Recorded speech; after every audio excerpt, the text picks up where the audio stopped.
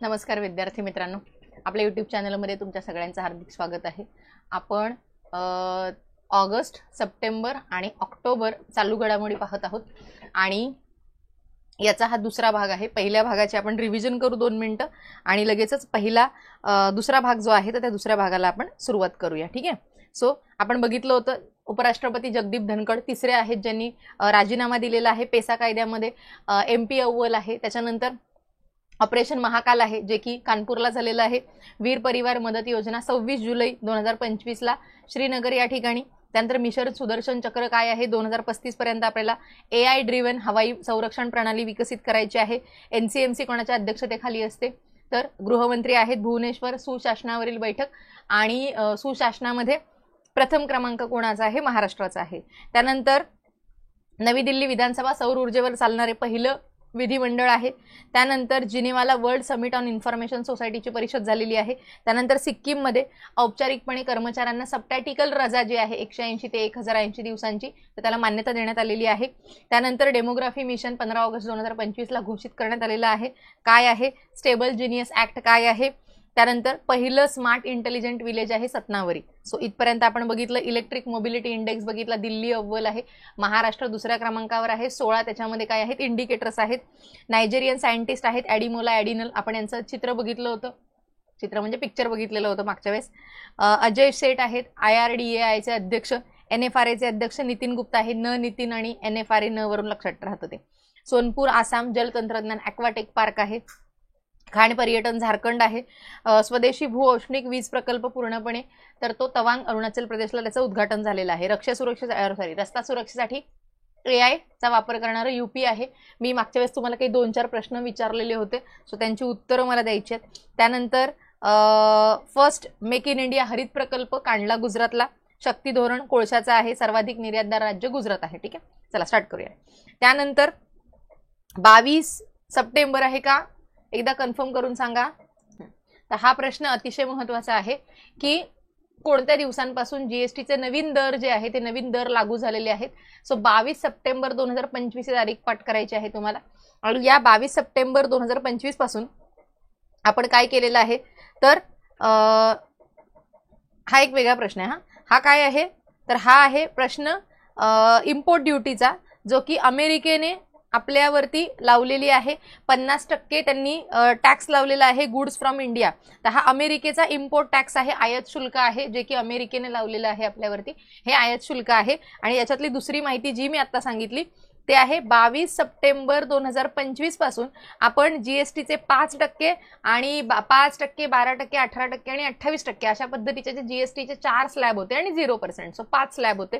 So ते सगळे cancel करून याच्यातला 5% आणि 18%चा GST जो आहे तर तो आणि 40% जो आहे तर तेवढे जेवढे काही लक्झरी आयटम्स आहेत त्याच्यावरचा 40%. पण लक्षात ठेवायचं एवढंच की 5% आणि 18% GSTचे दर जे आहेत ते नवीन लागू केलेले आहेत. 12% आणि 28% स्लॅब आता कॅन्सल केलेला आहे. सो ते पाठ करायचे आणि त्याची तारीख अतिशय महत्त्वाची आहे 22 सप्टेंबर 2025. त्यानंतर पुढचं आहे हे आता आपण बघितलं की अमेरिकेने 50% टॅक्स लावलेला आहे, आयात शुल्क लावलेलं आहे. टॅक्स म्हणजे आयात शुल्क म्हणायचं, इम्पोर्ट ड्युटी जी की भारतातून येणाऱ्या वस्तूंवरती त्यांनी लावलेली आहे. पुढचं आहे जगातलं पहिलं नियोजित स्थलांतर आहे जे की तवालू देशाने केलेलं आहे. कारण आपण बघितलंय बऱ्याच साऱ्या न्यूजमध्ये की तो देश जो आहे हा बुडायला आलेला आहे आणि मग त्यामुळे आता ते त्यांचं डिजिटल आयडेंटिटी जी आहे तर ती टिकवून ठेवणार आहेत. तो एक देश म्हणून कायम अस्तित्वात राहणार आहे. ज्या कुठल्या देशामध्ये ती लोक जातील. आणि जर आता आपण बघितलं तर ऑस्ट्रेलिया देश जो आहे या ऑस्ट्रेलिया देशाने त्यांना विजा ऑफर केलेला आहे. सो ती लोक जे आहेत तर ती ऑस्ट्रेलियामध्ये जास्तीत जास्त स्थलांतर त्यांचं करू शकतात आणि त्यांचा जो देश आहे तर तो देश तसाच अस्तित्वात राहील. फक्त त्यांचे जे नागरिक आहेत हे नागरिक वेगवेगळ्या देशांमध्ये असतील. सो असं पहिलं नियोजित स्थलांतर देशाने कुठला केलेलं आहे तर तवालू देश आहे. पुढचं आहे जागतिक स्थलांतरित तस्करी नेटवर्कवर निर्बंध आणलेले आहेत. कोणी तर UK आहे. UKने जागतिक स्थलांतरित तस्करी नेटवर्कवरती निर्बंध आणलेले आहेत. तर जागतिक स्थलांतरित तस्करी नेटवर्कवरती मग याच्यामध्ये जी काही ह्युमन ट्रॅफिकिंग होते, तस्करी नेटवर्क म्हणजे काय तर जी ह्युमन ट्रॅफिकिंग होते म्हणजे ज्याच्यामध्ये महिला असतील, बालकं असतील किंवा काय म्हणू त्याला आपण मजूर जे असतील तर यांची जी काही तस्करी केली जाते एका देशामधून दुसऱ्या देशामध्ये ते विकले जातात. सो त्यांच्या त्या संपूर्ण नेटवर्कवरती निर्बंध आणलेले आहेत. कोणी? युकेने आणलेले आहेत. पुढचं आहे सेकंड बिमस्टेक बंदर परिषद जी आहे तर ती 2025 ची विशाखापट्टणम या ठिकाणी होणार आहे. कुठे होणार आहे तर ती बिमस्टेक बंदर परिषद जी आहे तर ती 2025 ची कुठे होणार आहे? विशाखापट्टणमला होणार आहे. त्यानंतर पुढचं आहे 13वी आंतरराष्ट्रीय एड्स सोसायटी परिषद जी आहे तर ती रवांडा किगाली या ठिकाणी झालेली आहे. आता याच्यात तुम्हाला काही ज्या शिखर परिषदा आहेत आपण मागच्या वेळेस पण बोललो की नवी दिल्लीमध्ये झालेल्या किंवा जगामध्ये वेगवेगळ्या ठिकाणी झालेल्या तर त्या लक्षात ठेवायच्या आहेत आपल्याला. मग जगातल्या आपण कोणकोणत्या लक्षात ठेवू शकतो? जर ज्या आंतरराष्ट्रीय सुरक्षेसाठी अतिशय महत्त्वाच्या असतील किंवा शिक्षणाच्या संदर्भात महत्त्वाच्या असतील किंवा महिलांच्या संदर्भात त्या महत्त्वाच्या असतील किंवा सस्टेनेबल डेव्हलपमेंटसाठी काही परिषदा झालेल्या असतील जगामध्ये, पॉप्युलेशनसाठी काही झालेल्या असतील, आरोग्य संदर्भात झालेल्या असतील, मृदा असेल, पाणी असेल, याच्या संदर्भात झालेल्या असतील तर ते आपल्याला पाठच करायच्या आहेत. ठीक आहे. त्यानंतर पुढचं आहे इंडिया यंग प्रोफेशनल स्कीम जी आहे तर ती कोणासाठी आणलेली आहे आणि कोणत्या देशाने आणलेली आहे? तर युकेने आणली आहे. युके काय करत आहे तर भारतीय जे आहेत तर ते भारतीय, पण कोणते भारतीय? सगळे भारतीय का? तर नाही. 18 ते 30 वयोगटामधले जे काही भारतीय काय म्हणतो त्यांना आपण यंग आहेत, यंग सिटीजन्स आहेत किंवा इंडियन्स आहेत जे की 18 ते 30 वयातले आहेत. सो त्यांना काम करण्यासाठी आणि राहण्यासाठी म्हणून युकेने 2 वर्षाचा व्हिसा जो आहे तो आपल्या भारतातल्या लोकांना तो देणार आहे इंडिया यंग प्रोफेशनल स्कीमच्या अंतर्गत. सो तिथे कायमचं राहायचं नाहीये, 2च वर्षांसाठी फक्त राहायला देत आहेत ते आपल्याला. पुढचं आहे city with highest safety index. तर जर सगळ्या जगाचा जर विचार केला तर सगळ्यात सेफेस्ट सिटी आहे अबुधाबी. कुठली आहे? UAE आहे. अबुधाबी आहे आणि UAE आहे, अशा 2 आहेत. सो अबुधाबी आहे आणि UAE आहे तर त्या सगळ्यात सेफेस्ट सिटी आहेत अबुधाबी आणि UAE 2 नंबरला आहे. त्यानंतर मंगळूर जे आहे तर त्याचा जगामध्ये 49वा क्रमांक लागतो सेफेस्ट सिटी. त्याच्यानंतर जर इंडियाचा रँक त्या याच्यामध्ये विचार केला तर तो आहे 67वा रँक, ज्याला की 55.8 इतका स्कोर मिळालेला आहे इंडियाला. पुढचा आहे फर्स्ट बिमस्टेक पारंपरिक संगीत महोत्सव आहे. सो पारंपरिक संगीत महोत्सव आहे, दिल्लीला होणार आहे. दिल्लीला आपण जे भारत मंडपम जे मोठं बांधलेलं आहे सो त्याचा वापर झाला पाहिजे, त्याचा उपयोग वेगवेगळ्या महोत्सवांसाठी किंवा वेगवेगळ्या परिषदांसाठी. सो त्यामुळे भारत मंडपम जे आहे 2025 ची पारंपरिक संगीत महोत्सव जी आहे बिमस्टेकची ती नवी दिल्ली या ठिकाणी पार पडली आहे. आणि जसं मी मागच्या याच्यामध्ये सांगितलेलं होतं की आपल्याला दिल्ली असेल, गुजरात असेल, भुवनेश्वर ओडिसा असेल आणि मुंबई असेल तर इथल्या झालेल्या परिषदा पाठ करायच्या. ठीक आहे. त्याच्यानंतर पुढचा आहे ग्लोबल AICT इंडेक्स आहे 2025 मध्ये की कोणत्या शहरामध्ये जास्तीत जास्त AIचा वापर केलेला आहे किंवा जास्तीत जास्त AIचा वापर करणाऱ्या सिटी कोणत्या आहेत, जसं की सत्नावरी होतं तसं. सो जगामध्ये जर विचार केला तर पहिलं आहे सिंगापूर. पहिलं काय आहे? सिंगापूर. मग आहे सेऊल. सेऊल तुम्हाला माहिती आहे साऊथ कोरिया मधला आहे. तुम्हाला दिसत नाहीये का पूर्ण स्क्रीन? दिसतीये ना? एक मिनिट, दुबई दिसत नाही त्या साईडचं. ठीक आहे. त्याच्यानंतर आहे सेऊल साऊथ कोरिया मधलं, त्यानंतर आहे बीजिंग आणि त्यानंतर आहे दुबई. तर ह्या ज्या 4 सिटी आहेत त्या मोस्ट AICT इंडेक्स मधल्या टॉप 4 सिटीज आहेत. मग जर याच्यानंतर आपल्या देशातल्या सिटींचा विचार केला तर 26 नंबरला बेंगळुरू आहे, 27 नंबरला मुंबई आहे आणि 29 नंबरला चेन्नई आहे. 26, 27, 28 नाही तर फर्स्ट आहे सिंगापूर, मग आहे सेऊल, मग आहे बीजिंग, मग आहे दुबई, मग आहे बेंगळुरू, मग आहे मुंबई आणि त्याच्यानंतर क्रमांक लागतो चेन्नईचा जो की 29वा क्रमांक आहे. सो जर असा प्रश्न आला की ग्लोबल AICT इंडेक्स मध्ये भारतातल्या बेंगळुरूचा कितवा क्रमांक आहे किंवा मुंबईचा कितवा क्रमांक आहे, चेन्नईचा कितवा क्रमांक आहे किंवा पहिला क्रमांक कोणाचा आहे, तर हा सगळे प्रश्न आपल्याला आले पाहिजेत. पुढचा आहे इंटरनॅशनल सोलार अलायन्स जी आहे 2015ला स्थापन झालेली. मला त्याचं मुख्यालय कुठे आहे हे सांगाल तुम्ही. आणि त्याच्यानंतर हे जी ISA स्थापन झालेली होती तर त्याच्यामध्ये सुरुवातीला जेव्हा स्थापन झाली तेव्हा सूर्यपुत्र म्हणजे ज्या कुठले कंट्रीज होते तर ते कंट्रीज कोणते होते, राज्यसेवा पूर्व 2021ला आलेला प्रश्न आहे. सो हा जो इंटरनॅशनल सोलार अलायन्स आहे या इंटरनॅशनल सोलार अलायन्स मध्ये आधी ट्रॉपिक ऑफ कॅन्सर ते ट्रॉपिक ऑफ कॅप्रिकॉन पर्यंत जे काही देश आहेत त्या मधल्या पट्ट्यातले, कारण हा आपला असा काय पृथ्वी आहे ही आपली, आणि इथे ट्रॉपिक ऑफ कॅन्सर आणि ट्रॉपिक ऑफ कॅप्रिकॉन मधला विषुववृत्त आहे. सो एवढेच जे काही देश आहेत ज्यांना सूर्यपुत्र म्हटलं जायचं, ज्यांच्याकडे खूप जास्त सोलार एनर्जी येते, कारण इकडे नॉर्थ पोलला आणि साऊथ पोलला नाही येते सूर्याची उष्णता तेवढी नाहीये. सो तिथं आपण सोलार एनर्जी जी आहे ती आपण तयार नाही करू शकत आहे. सो त्यामुळे इथल्या कंट्रीज आणि इथल्या कंट्रीज तेव्हा नव्हत्या. सो या मधल्या ज्या कंट्रीज आहेत तर त्यांनी त्याच्यामध्ये भाग घेतलेला होता, ज्यांना आपण सूर्यपुत्र वगैरे काय काय म्हणालो. आणि त्याच्यामध्ये आता वेगवेगळ्या कंट्रीज ज्या आहेत तर त्या सदस्य होत आहेत. याच्यामध्ये अँगोला जी आहे ही आत्ता मे 2025 मध्ये लेटेस्ट तिचा सदस्य झालेली जी कंट्री आहे तर ती आहे अँगोला. कितवी आहे? 1 2 3 123वी आहे. 2025ला तिने तिचा सदस्यत्व घेतलेलं आहे. त्याच्या आधी माल्डोवा आहे 107वी, नंतर अर्मेनिया आहे 106वी. सो माल्डोवा आणि अर्मेनिया दोघं पण 2023 मध्ये सदस्य झालेले आहेत आणि अँगोला आता तिचा मे 2025 मध्ये सदस्य झालेला आहे. ठीक आहे. पुढचं राज्य चित्रपट पुरस्कार सोहळा, याच्यामध्ये व्ही शांताराम जीवनगौरव पुरस्कार आहेत. या व्ही शांताराम जीवनगौरव पुरस्कारांमध्ये महेश मांजरेकर यांना व्ही शांताराम जीवनगौरव पुरस्कार मिळालेला आहे. विशेष योगदान पुरस्कार जो आहे हा मुक्ता बर्वे यांना मिळालेला आहे. राज कपूर जीवनगौरव पुरस्कार अनुपम खैर यांना मिळालाय. विशेष योगदान पुरस्कार काजोल यांना मिळालेला आहे. सगळे 2024चे आहेत. त्यानंतर गान सम्राज्ञी लता मंगेशकर पुरस्कार जो आहे भीमराव पांचाळे जे आहेत गझल गायक आहेत हे. सो ह्या भीमराव पांचाळेंना 2025चा लता मंगेशकर पुरस्कार मिळालेला आहे. आता याच्यात एक गोष्ट लक्षात ठेवायची की असा उलटा प्रश्न येऊ शकतो की लता मंगेशकर पुरस्कार 2025चा ज्यांना मिळालेला आहे भीमराव पांचाळे ते खालीलपैकी कोणत्या क्षेत्राशी निगडीत आहेत.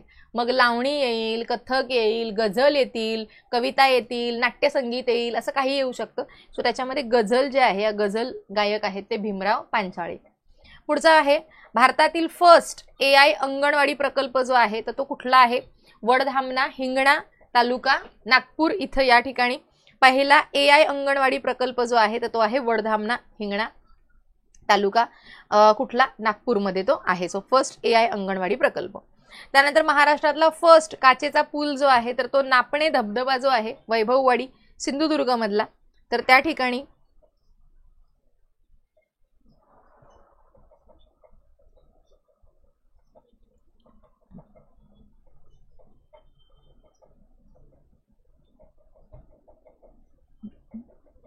हा दिसतोय तुम्हाला सगळ्यांना. सो हा नापणे धबधब्यावरचा काय आहे, जाऊ दे इथे दिसतोय तो आपल्याला. सो हा इथे दिसतोय तुम्हाला काचेचा पूल जो आहे, हा काचेचा पूल नापणे वॉटरफॉल जो आहे त्याच्यावरती तो बांधलेला आहे. ठीक आहे. आणि आता जो आपण बघितला की फर्स्ट AI अंगणवाडी प्रकल्प Maharashtra AI anganwadi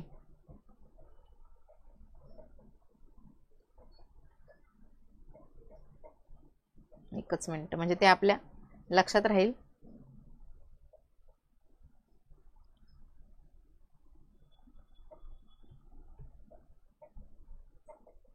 first AI तर तो आहे नागपूर मधला वडधामणा विलेज आहे तिथला आहे ते. आणि जर आपण त्याचं चित्र जर बघितलं तर ही तुम्हाला अंगणवाडी दिसत असेल सगळ्यांना. ही अंगणवाडी आहे ती फर्स्ट AI अंगणवाडी इथे दिसतीये तुम्हाला सगळ्यांना. काय केलंय?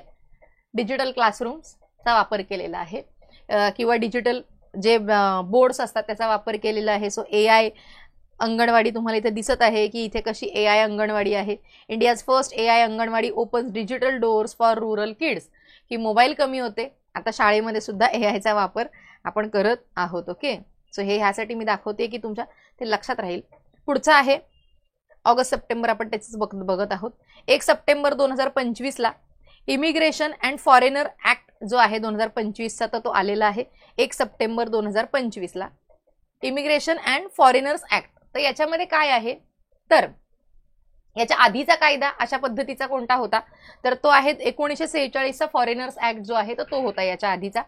याच्यामध्ये भारतात येणारे भारताबाहेर जाणाऱ्या लोकांचे प्रवेश असतील, त्यांचा मुक्काम असेल, त्यांचं निर्गमन असेल, या सगळ्याचं याच्यामध्ये नियमन केलं जाणार आहे. सो नीट लक्षात ठेवायचं आणि अतिशय महत्त्वाचं आहे 1 सप्टेंबर 2025ला इमिग्रेशन आणि फॉरेनर्स ऍक्ट जो आहे हा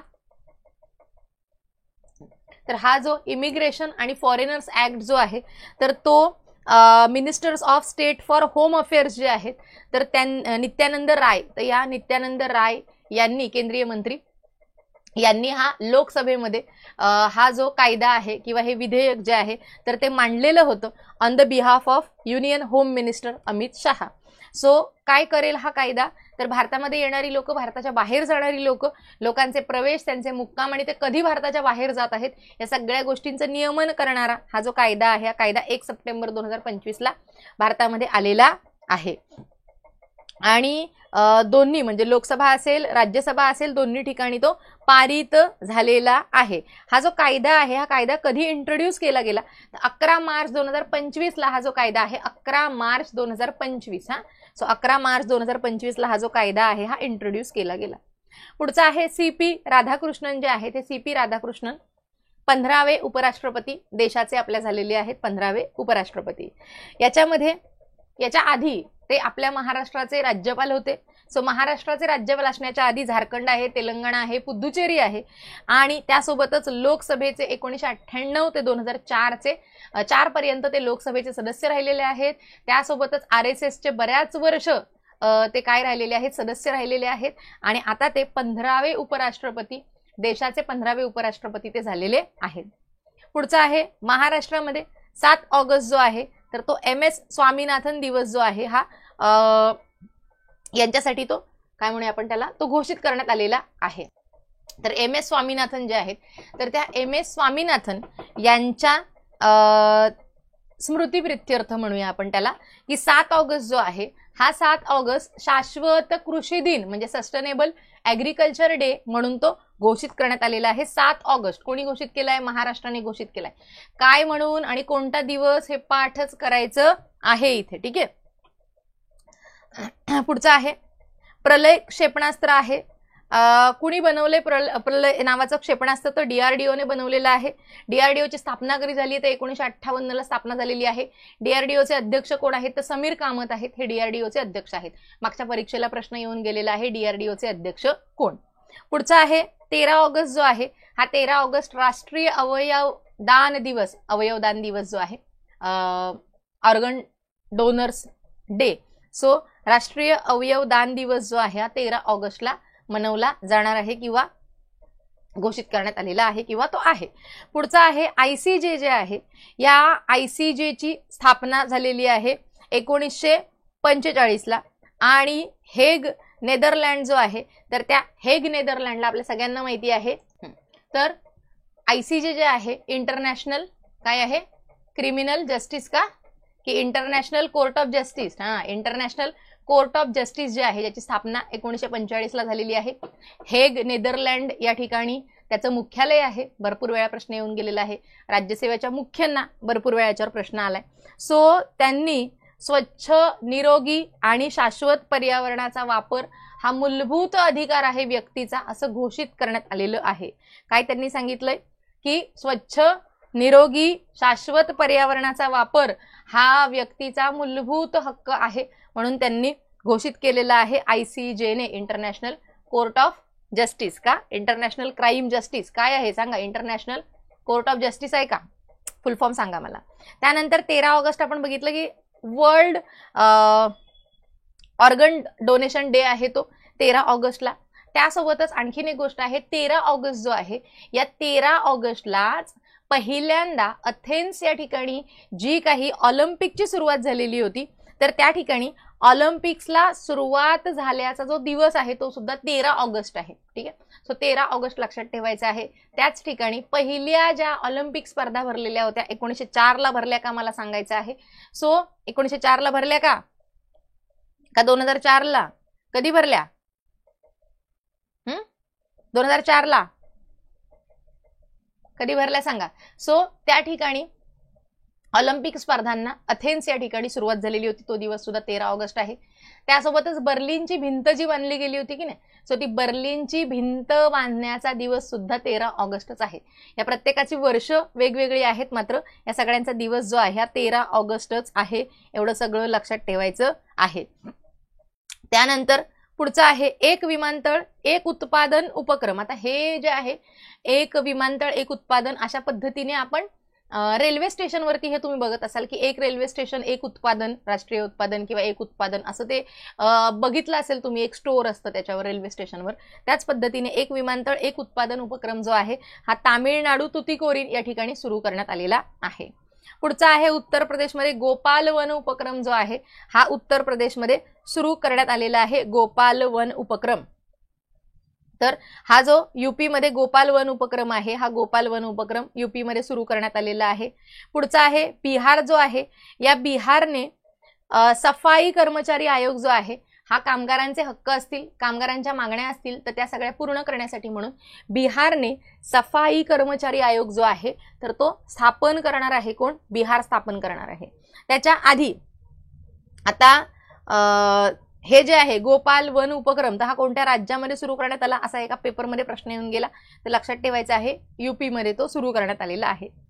पुढचा आहे ACGS एटल पेट्रोल जहाज जे आहे तर ते कशासाठी आणि कोणासाठी बनवलेलं आहे, तर हे जे ACGS एटल नावाचं एक पेट्रोल जहाज आहे, आपलं जे तटरक्षक दल आहे तर त्या तटरक्षक दलासाठी डिझाईन केलेल्या मालिकेतलं हे 6वं जहाज आहे, जे की गोवा शिपयार्ड लिमिटेड जी आहे तर त्यांनी ते बनवलेलं आहे.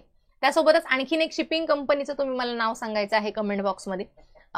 मुंबईतल्या कुठल्या शिपिंग कंपनीचं तुम्हाला नाव माहिती असेल किंवा इतर ठिकाणच्या तर मला सांगा.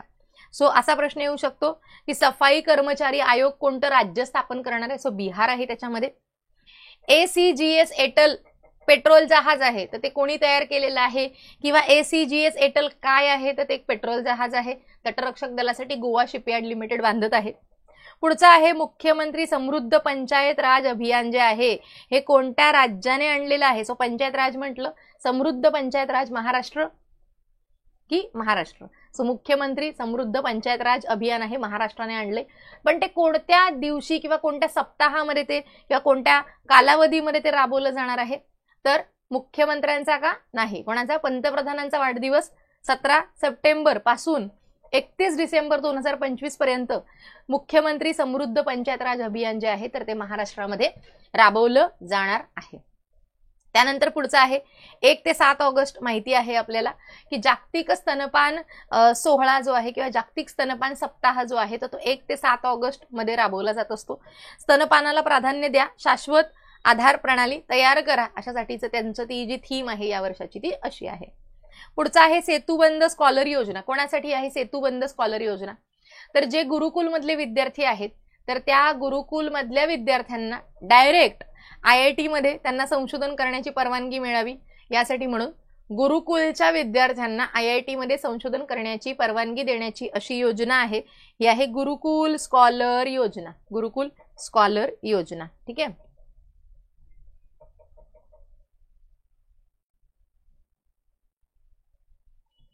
वेगळा कलर घेऊया ना थोडासा. पुढचा आहे सफाई आंदोलन दिवस. कुणी केला साजरा किंवा कोणी केला सफाई आंदोलन दिवस किंवा कुठे केला गेला? लडाखमध्ये. कधी? 12 ऑगस्ट. कोणत्या नदीच्या सफाईसाठी? तर सिंधू नदी आहे, तर या सिंधू नदीच्या सफाईसाठी म्हणून 12 ऑगस्ट सफाई आंदोलन दिवस जो आहे तर तो लडाखमध्ये केला गेला, सफाई आंदोलन दिवस.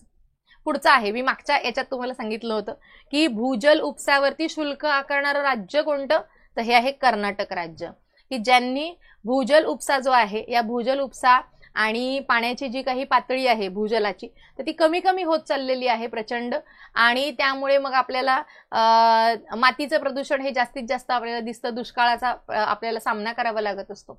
सो त्यासाठी म्हणून कर्नाटकने भूजल उपसा शुल्क जे आहे तर ते आता ते आकारणार आहेत, जे की सर्व वापरकर्त्यांसाठी 1 मीटर लावणं अनिवार्य आहे. याच्यामध्ये 1 रुपया ते 35 रुपये प्रति घनमीटर असं ते त्याच्यावरती चार्जेस आकारणार आहेत. मग हे सगळ्या लोकांना आहे, व्यक्ती असू दे, खाणी असू देत, उद्योग असू देत किंवा व्यावसायिक असू देत, सर्वांसाठी हे आता लागू होणार आहे. सो कर्नाटक जो आहे तर तो भूजल उपसा शुल्क आकारणार आहे सर्व वापरकर्त्यांसाठी. त्यांनी मीटर जो आहे हा अनिवार्य केलेला आहे आणि एक त्याचे चार्जेस वगैरे काही विचारले जाणार नाही, फक्त एवढंच लक्षात ठेवा कोण आकारत आहे तर कर्नाटक आहे. पुढचा आहे तटरक्षक दलासाठी पहिल्या स्वदेशी हॉवरक्राफ्टचं बांधकाम जे आहे तर ते गोवा या ठिकाणी सुरू झालेलं आहे. नाही लक्षात ठेवलं तरी चालेल, फक्त कर्नाटक लक्षात ठेवा. सफाई आंदोलन लडाख आहे, सेतुबंध गुरुकुलच्या त्या विद्यार्थ्यांसाठी आहे, जागतिक स्तनपान लक्षात ठेवा 1 ते 7 ऑगस्ट आहे. मुख्यमंत्री समृद्ध पंचायत राज अभियान लक्षात ठेवा 17 सप्टेंबर ते 31 डिसेंबर 2025 आहे. हे काय आहे? तटरक्षक दलाचं जहाज आहे.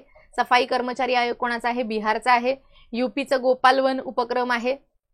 त्यानंतर आयसीजेने स्वच्छ निरोगी आणि शाश्वत पर्यावरणाचा हक्क मूलभूत हक्क म्हणून घोषित केलेला आहे. महाराष्ट्र शाश्वत कृषी दिन 7 ऑगस्टला. CP राधाकृष्णन 15वे उपराष्ट्रपती आहेत. आणि इमिग्रेशन अँड फॉरेनर्स ऍक्ट जो आहे तो लक्षात ठेवायचा आहे. त्यासोबतच काचेचा पूल बघितला आता आपण. हिंगणा वडधामना अंगणवाडी बघितली. भीमराव पांचाळे लक्षात ठेवा, गझल गायक आहेत. त्यानंतर अँगोला लक्षात ठेवा, आत्ता रिसेंटली हे झालेला. सिंगापूर, सेऊल, बीजिंग आणि दुबई, बेंगळुरू, मुंबई आणि चेन्नई. त्यानंतर बिमस्टेक महोत्सव नवी दिल्लीचा. मंगळुरू सेफेस्ट आहे 49वा क्रमांक आणि सगळ्यात सेफेस्ट कोण? अबुधाबी. त्यानंतर इंडिया यंग प्रोफेशनल स्कीम लक्षात ठेवा. बिमस्टेक बंदरांची परिषद विशाखापट्टणमला. स्थलांतरित नेटवर्क UK आहे. GSTचे दर पण लक्षात ठेवायचे 5 आणि 18 राहिलेला आहे आणि 40% जो आहे तो लक्झरी आयटम्स वरती असणार आहे. ओके, आता थांबूया इथे आपण. आपल्या ॲपवरती बाकी सगळ्या ज्या काही बॅचेस आहेत, जर त्या बॅचेसची माहिती डिस्क्रिप्शनमध्ये आहे. टेलिग्राम लिंक जी आहे तर ती डिस्क्रिप्शनमध्ये आहे, तर ती नक्की चेकआउट करून घ्या. ठीक आहे, थांबूया आपण इथे.